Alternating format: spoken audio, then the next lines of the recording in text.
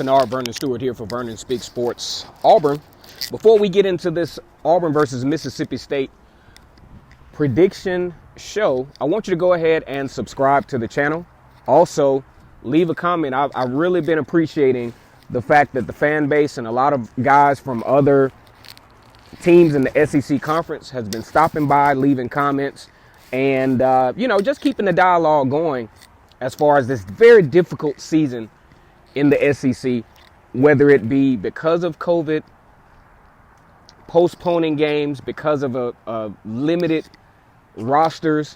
It's been a real tough season, and Auburn and Mississippi State coming up on the final game of the year in what has been a very interesting go. So, like I said before, it's always great to be an Auburn Tiger, War Eagle. So let's jump into this. Auburn going on the road for their last game. This is going to be a night game in Starkville. The last time going over to Starkville, Auburn didn't have that much luck. It all started when Boobie Whitlow went on a long run and just inches away from scoring that touchdown. And I think, obviously, if he scores that touchdown, that changes the trajectory of that game. 2018 season started to go on a downward skid that almost cost Gus Malzahn his job had it not been for the last-minute come-from-behind victory over Texas A&M.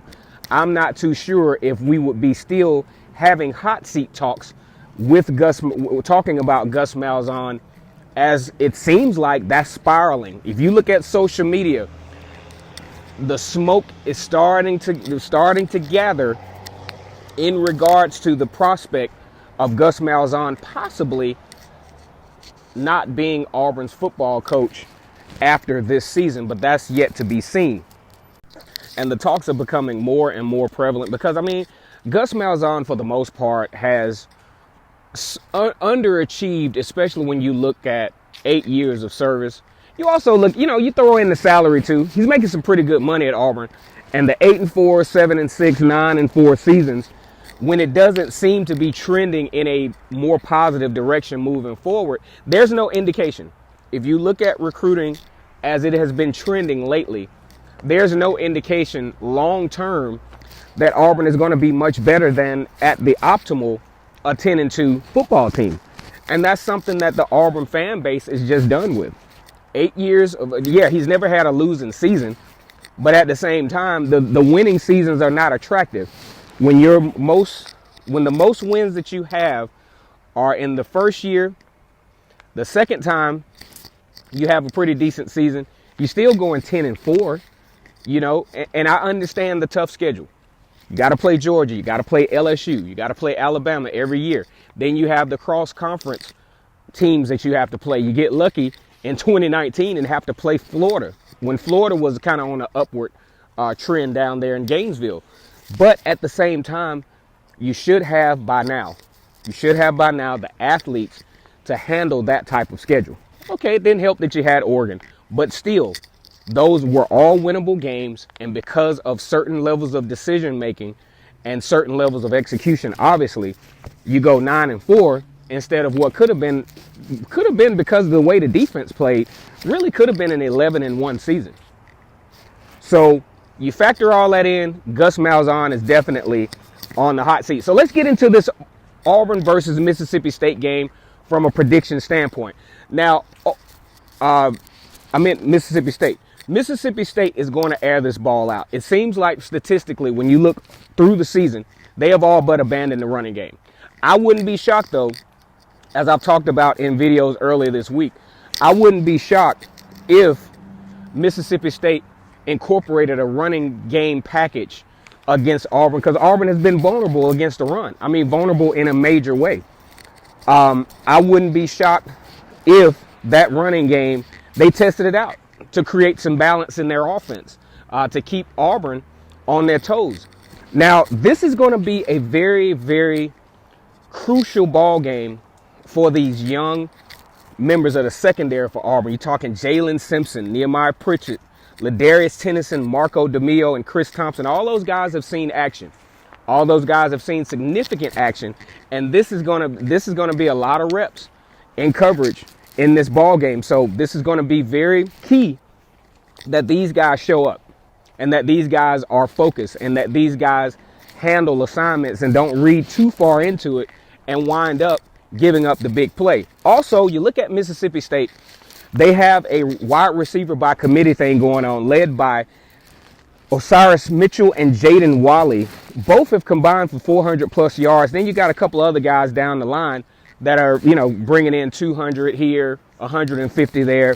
And I think this will be a good thing. They're going to spread the ball around. There's no one guy that you can key on. So that kind of puts Mississippi State at an advantage from an offensive standpoint. This is the game, guys. This is a game that Bo Nix has to continue to show development. If he has a great game, we can't consider it a breakout game. He's not playing against the top defense in the SEC.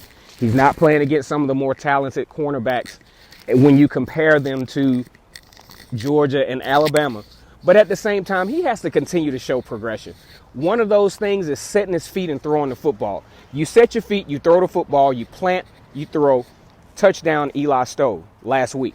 Difference maker in that football game.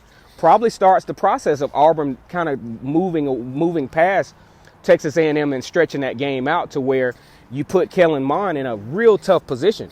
Because Kellen Mond gets behind, that's usually not a good thing for Texas A&M. But Bo Nix has to show signs of starting to get it. We're not expecting at this point for you to be a world breaker. You know what I'm saying? We're not expecting you to be just a top tier quarterback this weekend. But we want to see signs that we're headed in that direction. One of the signs that leads me to believe that Bo Nix can possibly do this is he's getting a lot more educated with his scrambles. Instead of scrambling and, say, throwing the ball at one of the linemen's feet or throwing an interception, he almost threw one last week, though, and throwing an interception, I'm starting to see he's getting a little bit more educated in making defenses pay when they put pressure on him. He's finding lanes within the ABC gaps to where he's killing them up the middle. He's also killing them around the edge when he can just get slightly past that defensive end. He's starting to see some success. So how do I think this game will go? Probably the most difficult game for me to predict because, one, you got to look at the mental aspect. Where is Auburn's program? Where is Auburn's football team from a mentality standpoint?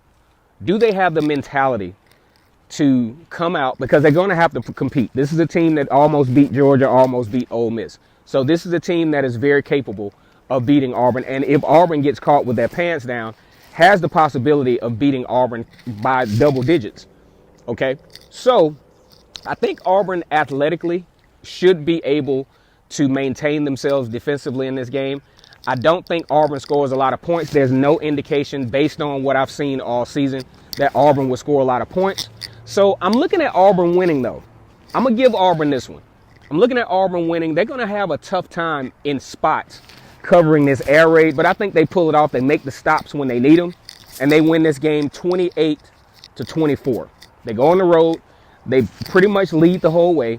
They win the game 28-24. Thank you for tuning in. Again, my name is Kennard Vernon Stewart. Please subscribe to this channel. And as always, it's great to be an Auburn Tiger, War Eagle.